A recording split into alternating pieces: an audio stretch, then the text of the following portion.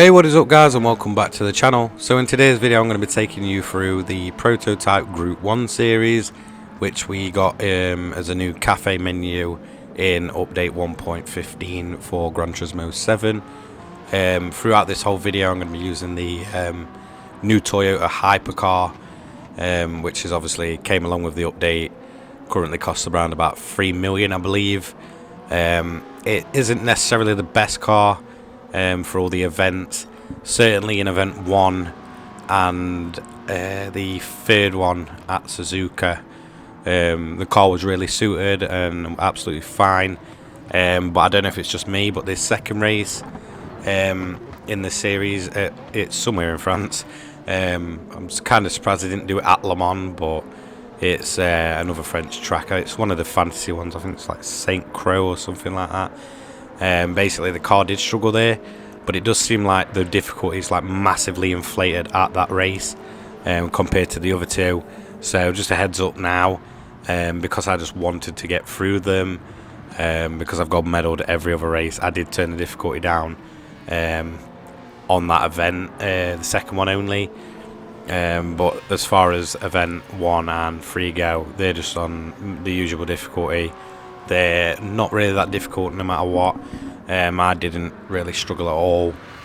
But yeah, you will find that that second event in France is just a bit of a nightmare. It's as if the AI is just like artificially, inflated to be ridiculously fast. It's sort of like the last mission challenge, the 1 hour at Lake Major. So yeah, it does feel a bit like that, but overall not really a bad championship. This is obviously the final one of the 3 cafe menus that we got with update 1.15. The first one being the key car championship, which was great fun, close racing, and we finally get a use for some of these smaller cars outside of like mission challenges and such. And then the second one being possibly my favourite, the Vision Gran Turismo Championship, which is why it was really fun. It was maybe a little bit too easy, whereas for me, race 1 and race 3 of this championship are definitely highlights of the 3 new menus, because you've got sort of that mini endurance aspect, you've got fuel management, tyre management, all sort of mixed into one, and the difficulty is fair. It's not necessarily the easiest, but it's fair to the player, whereas like the second race just sort of really does sort of bring it down a bit, because I feel like it's way too inflated. So yeah, I mean it's okay. I mean, I did enjoy it. I would have liked more of these events, to be honest. I'd have loved this to be like a 5 race series, because I just love the endurance racing, and to see the Gr.1 cars finally getting some use and sort of seeing them all out on track together, without having to do custom races and such, is just great to see. And it is really nice to see like that it's viable to use this new 3 million sort of hypercar LMP car that we've got. Obviously I know it's not the LMP class anymore, it's the hypercar class. But yeah, it's nice to see that it's not sort of like 3 million wasted and down the drain, and that we can still use it, and it be relatively competitive. It might not be as strong as the LMPs overall, but it is just, for me, it's a lot more fun to use, and I think it's a great looking machine. I really do think looks wise it's an improvement over the looks of the LMP1 cars. So just a heads up, if my voice does still sound weird or it sounds like I'm taking deep breaths, etc., I'm still pretty sick at the time of recording this, so I am really sorry, but I don't really want to just stop doing YouTube for a couple of weeks because I sound a little bit different. I'm hoping it's not too bad, and I can just keep making content because it's what I enjoy doing. So let's actually talk about the event itself after giving a bit of an intro. The first race is the Daytona one. It takes place on I believe it's a 24-hour track, so it's like it uses the infield and such. For me, it's an enjoyable track, although it's sort of like based inside an oval track. It's not a terrible track to drive. It is quite fun. and it can be quite challenging. The road's not like entirely smooth like some tracks. It really just sort of wobble the car, and obviously when you're doing like 200 miles an hour, it's a pretty scary thing. Especially in these cars that just sort of fly. Yeah, it is just definitely probably, like I said, one of the more enjoyable races probably in the game.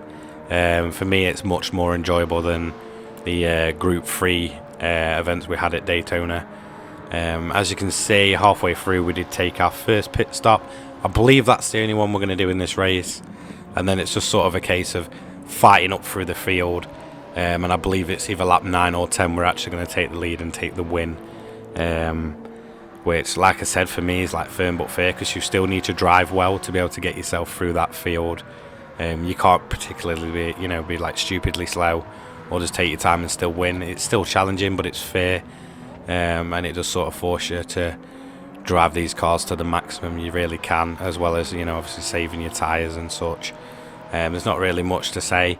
I sort of filled the car to the fuel amount that I'd need to get to the end of the race, and I did a tyre change. And that's about it really. There's no massive strategy, apart from just trying to get the flat out pace. As you can see here, lap 9 we're going to take the lead, past the Mazda, try and close the door, but obviously he's going to get the run up the inside, which, to be honest, the AI in this game isn't actually that bad. They will race you quite hard. Sometimes they're a bit clumsy and they will just bump you, and that can just ruin races entirely. It's a bit frustrating, but no such problems here. As you can see, my tyres are starting to wear off a little bit here, but I'm gonna have more speed as we hit like the oval sector of the track, and we're just gonna sort of hold on for the win there, just for one more lap. And another cool thing to note about this event, it does turn dark towards the end, and it's pretty cool seeing some of seeing Daytona in the dark. A few fireworks. As you can see, we're going to take the win, flash the lights, and that is race 1 done. Okay, so like I previously mentioned, this is the absolute nightmare race. I must have tried about 3 or 4 times. This was obviously, I believe, a release day of update 1.15. Definitely not an enjoyable race. The track is actually rather enjoyable because it's quite lengthy, and it's quite a challenging track. The track itself is great. Like, I was disappointed that they didn't use Le Mans for these cars. I feel like that is really a missed opportunity, but it is a decent substitute. Although it's no Le Mans, it's still like a lengthy, enjoyable track. But one thing you will find is like the first place AI, just ridiculous. The other ones aren't too bad, as long as you get the pit stop strategy right. It's actually not too difficult quite early on. Get up into like second. It's just then closing down, especially with like your fuel and your tyre management. You feel like at the point that you could really push and get first, that the AI is just going to start going because your tyres are going to start wearing off, and such. I believe it's like a Jaguar that holds that first place for like a ridiculous amount of time towards the end. I feel like I believe it's like lap 2, something like that, where it takes the lead, or it might even be at the first round of pit stops for some of the AI. But I do hope they sort of look into that and sort of spread the difficulty out, accordingly. Like, easy is far too easy, whereas like normal onwards is just like normal's too hard. Hard's actually not really much different from normal. Yeah, I do sort of hope with some events they really like go back and just sort of make a few small adjustments. It's the same with the late Major 1 hour endurance. I did make a guide for that, and it just seemed really, really artificially sort of inflated, that the AI is just super aggressive, super fast, put in some like unbelievable lap times, and it does feel a bit like that here, especially when there's probably better cars for it than this, but for me, I did want to use the new car, sort of get my money's worth with it, and sort of showcase that in a video. I could have probably done a little bit faster lap times than some of the LMP1 vehicles, some of the other prototypes, but yeah, I was pretty insistent on using the hypercar. If I could recommend any car, sorry, I'd probably say either match the first place car, which the Gr.1 Jaguar, or maybe something like one of the, the Porsche or maybe Audi prototype cars would be quite powerful and strong against it, as long as you keep them within the PP limit. This hypercar one I'm using here, the Toyota one, completely base stock. Like there's no modifications for it. I don't even know if you can. I haven't checked those yet. But as you can see, look, on easy it's far too easy. End of lap 1 and we're in first place already, before the overpowered AI sort of took over. I believe it's Wilk, that's the overpowered one. He's currently sat in 4th, as you can see on screen. And as we go into our first pit stop, you can see he's in 2nd. We're going to just dive in the pits here at lap 4. Out of 8, we're going to take fuel. We're going to sort of leave the tyres. One thing I did know is that the hard tyre compound can hold out the whole race, as long as you sort of manage them. And I feel like that's where the struggle was, maybe on the other difficulties for me, is because I was in such a rush just to sort of experience all the content. I did sort of like leave the car out. As you can see, I did make a mistake here because the tyres are just like on ice. And in fact, now come to think of it, I do remember actually messing up my pit stops multiple times. You're supposed to actually change the tyres on the first lap, because I've took the mediums here. If you use the hards, they will go the whole distance, like I said. But eventually, lap 6, we're going to finally unmess up the pit stop, take the tyres, and we're just going to go to the end. There's not really much I can say about this event, but like I said, on the high difficulties, it's definitely boosted up a bit. Obviously, lap 8 here, we're just going to come round to the finish, and it's going to be a pretty easy first place. But like I said, I hope they, Polyphony do go back and sort of rebalance the difficulties for each player. Like sometimes, like when I'm doing these events or the cafe ones, I want to sort of relax at the same time as doing them. I don't want to be like having to go full sweat mode, as some of you may say. So I do hope they really do look back and think, oh yeah, maybe we should rebalance these a little bit. I hope they don't just ignore the events or sort of like put them out and leave them as they are, because there's a couple of events that do need that difficulty looking at. As we go on to the final race, it is at Suzuka. You will find that the picture is a bit misleading for this event, possibly. So if you take one look at the image icon for this event, it looks like it's absolutely hammering it down with rain.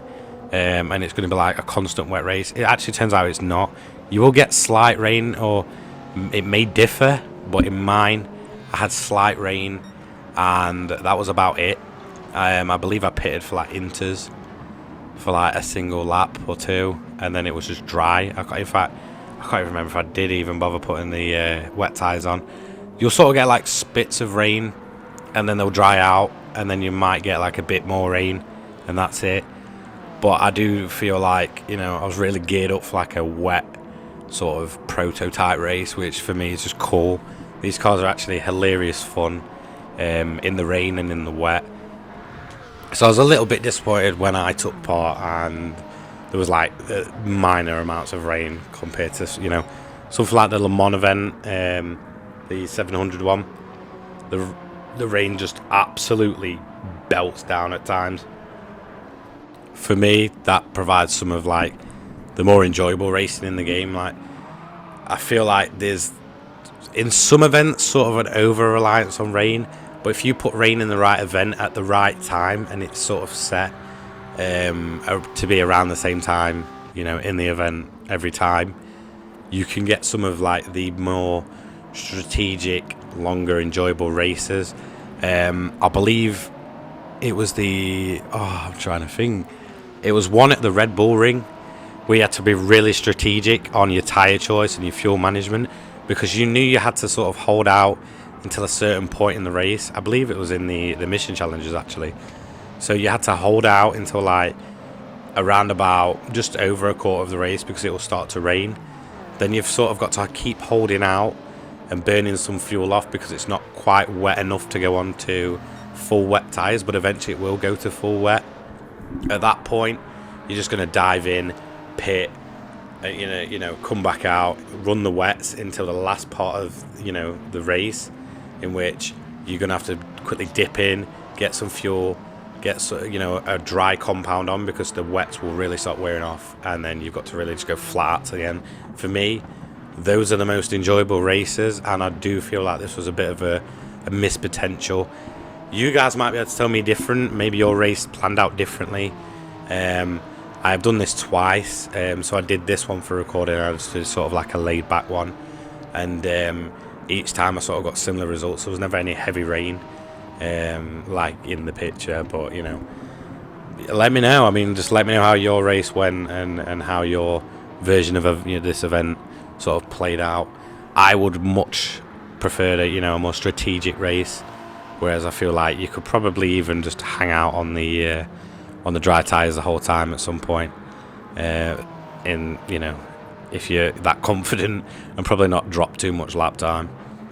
But yeah, I mean, like I said, sporadic rain. There's no absolute belting down of rain throughout.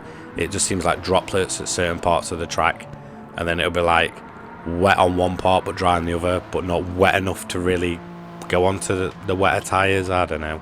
It was an okay event. A little bit, I'd say, more muted. Like, I feel like Suzuka, for me, although it's like a legendary track, it's definitely not one of the strongest tracks for like overtaking. It's quite difficult. It doesn't always provide the best racing. In real life as well, it's the exact same.